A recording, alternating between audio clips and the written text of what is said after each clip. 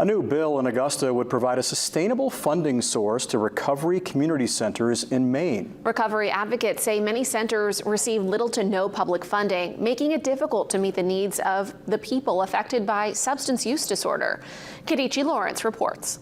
Recovery advocates gathered at the State House to support a bill seeking to utilize 12% of tax revenue from the recreational cannabis industry to fund recovery centers across Maine. When I think about this policy, I think about the hundreds of Mainers that we have lost to overdoses. Representative Umberine Rana is the sponsor of the bill. She says it makes sense to use funding from an industry that may have contributed to the problem. Similar to how we use tobacco revenue to support cessation, I think it's so important to use cannabis revenue to support the community, to support people in that way. Last year, Maine saw a record number of overdoses with more than 10,000 reported and 716 deaths. Rana says many may have started with cannabis as their first drug of choice. Recovery community centers are not just for people that are using opioids, it's also for people that are trying to enter recovery regarding their alcohol use, regarding their cannabis use. It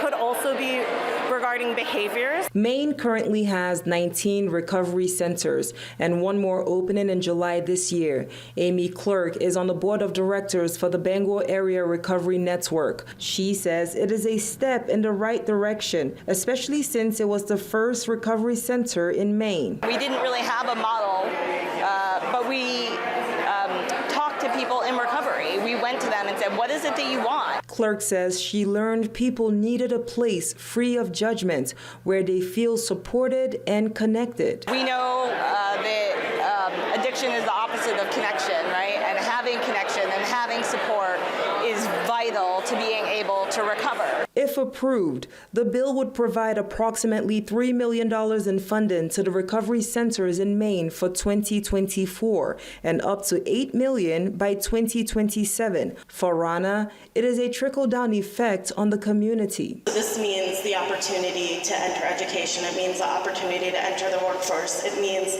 parents being more present in their kids' lives. Kadichi Lawrence, WABI TV5 News, Augusta. The bill received unanimous ought to pass by the Taxation Committee. It heads to the House now for a vote.